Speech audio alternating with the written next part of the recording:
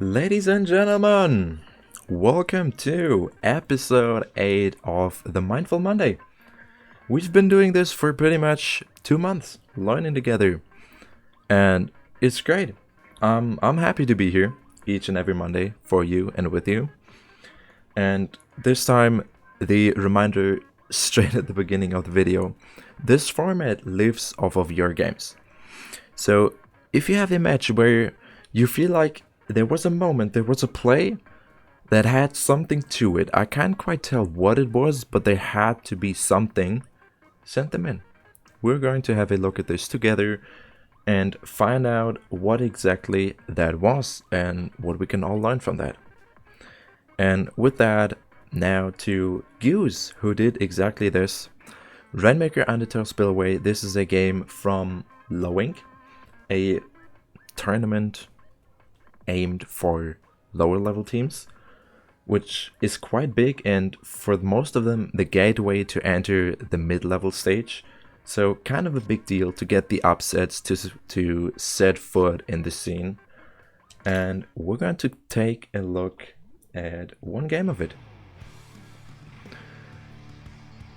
Rainmaker on Undertow, not my favorite. We see double shot Tetra Splatling against Leader Machine double shot, so a 50-50 split to the teams being kind of mirror matchups. Both teams head for the center of the stage. Pop goes to blue. I'll just refer to them by their color as I don't know their actual names. Kyra pushed in the front here all by themselves, forcing a 1v2 Trace of the Machine 3v2, but Orange is in a better position here. We see now the splash on the top side finding the pick onto NG5, and now they're building up control. Try Zuka also coming in. They get the first pick onto the Rainmaker and push it to the first protest here.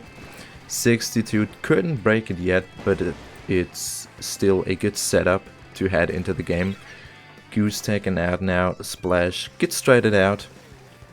Rocco looking for the first push but gets stopped by the leader. A lot of trades happening here around mid, but in the end Orange holds their control. We see map control is heavily in their favor, so they can keep on building up from that. The Booyah lands.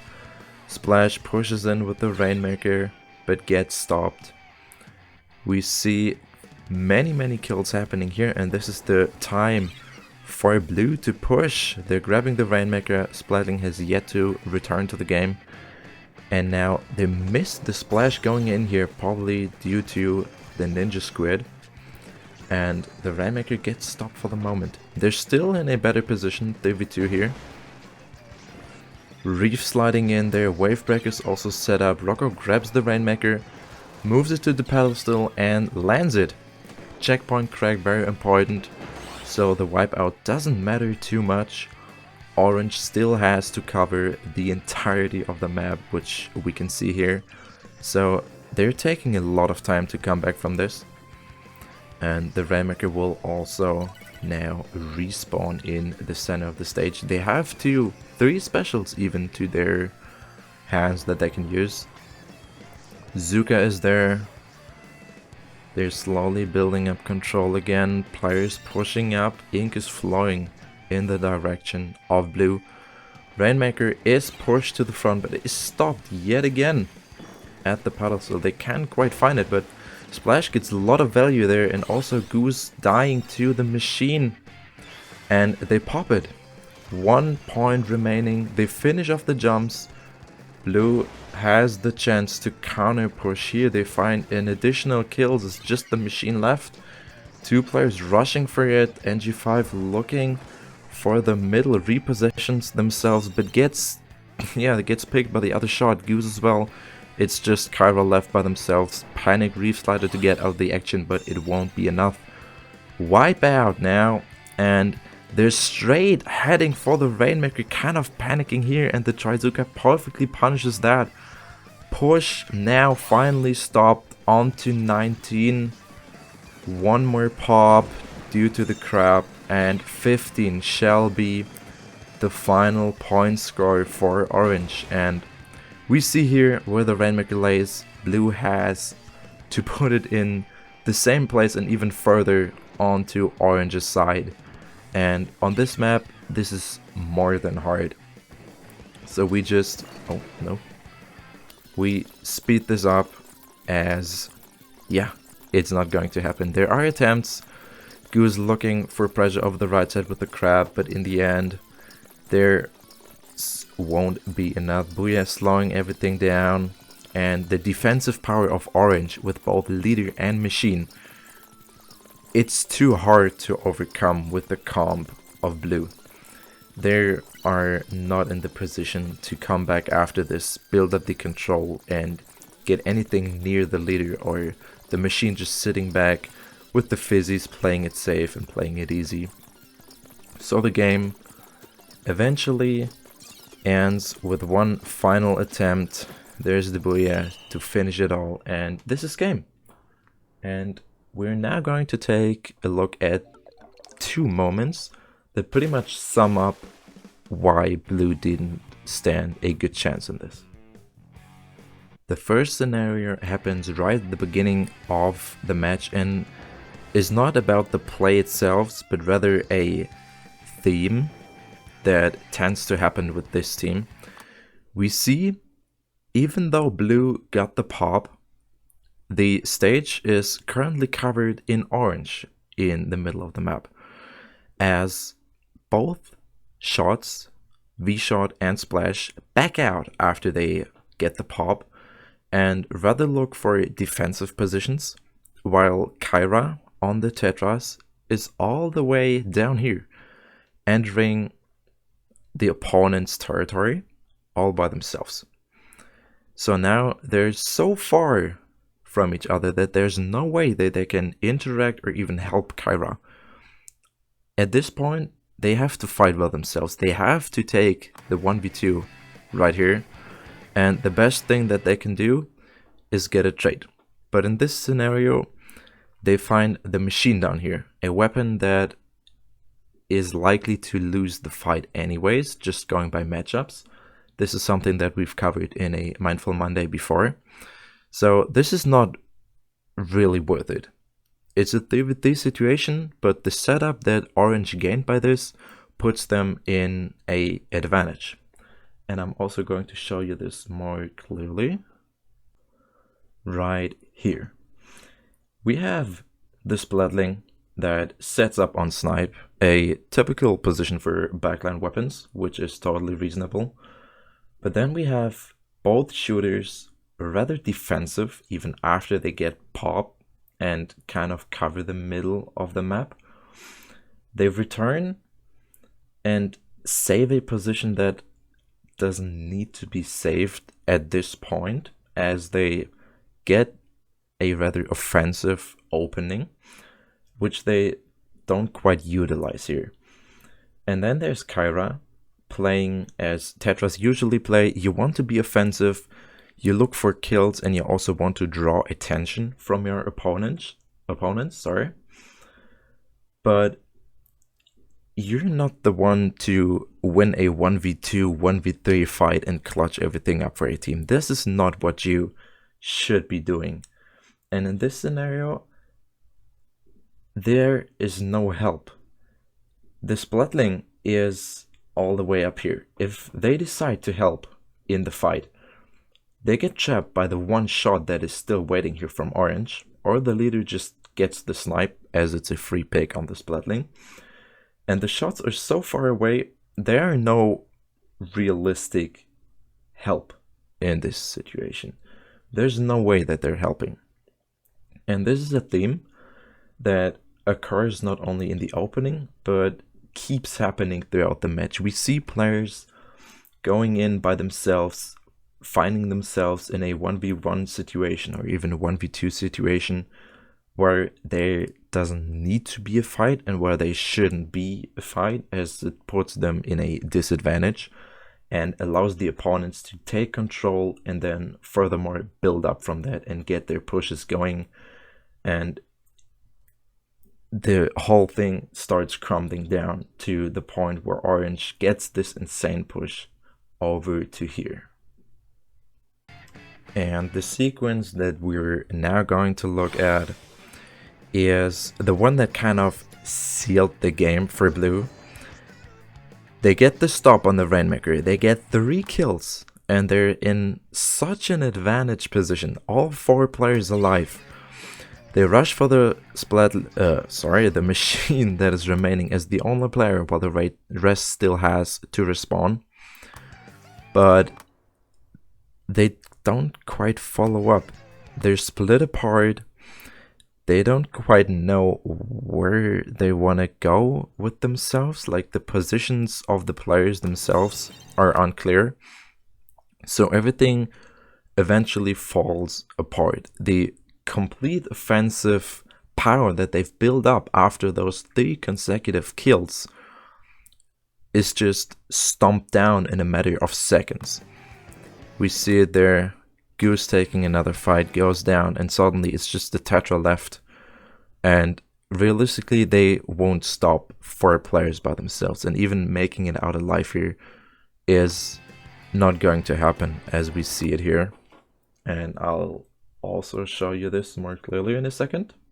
This is a problem that pickup teams often have. They lack this natural kind of teaming, their sense of teaming. They can communicate with each other, but they have to talk about everything as they're not used to playing with each other, so they're not synchronized and harmonized to each other that well. And we perfectly saw this in the situation just yet. Rainmaker is going this direction. We have the Tetras looking for the one remaining player that is stopping them from pretty much ending the game. And then we have the 2 shots that are kind of lost in their attempt and lost in their position. NG5 on the shot had a good idea. I really liked the play. He went into the middle of the stage, looking at the 3 players that had to respawn and return back to the game from Orange's side. But then they realized, okay, there's one more player here, I should probably help with that. Drops down again to this point, but then sees, okay, they've backed out so far, I won't make it there anyway. Let's return to my original plan and face the players coming from the spawn. But in this time, the shot with Ninja Squid took the moment, sneaked up, found the first pick.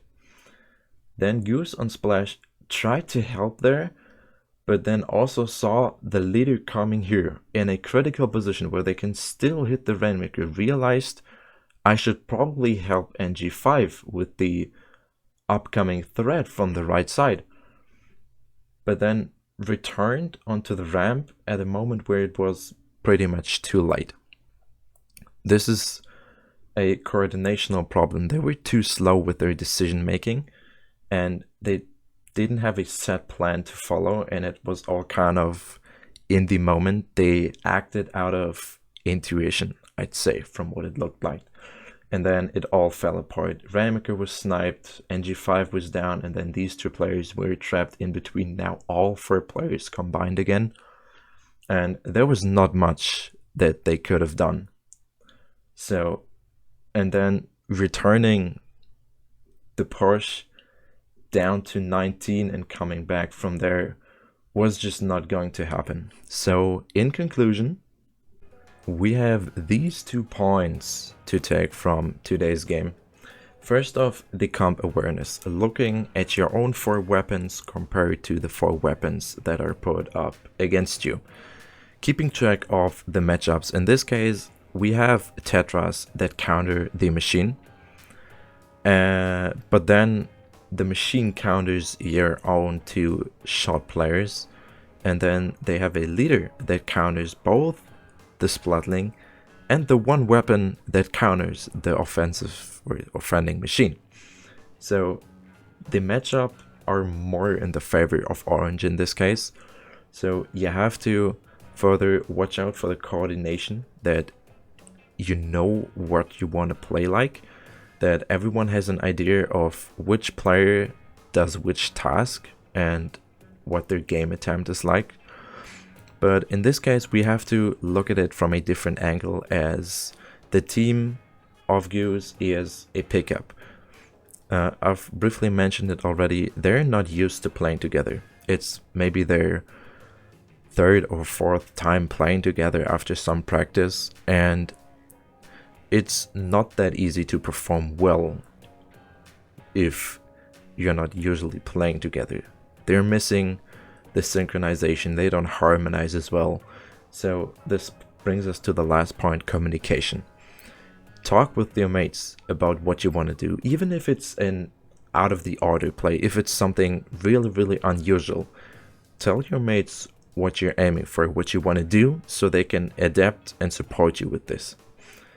And an idea that I want to bring up, as I've seen a lot of teams with this kind of setup, one backline and then 3 more aggressive like weapons.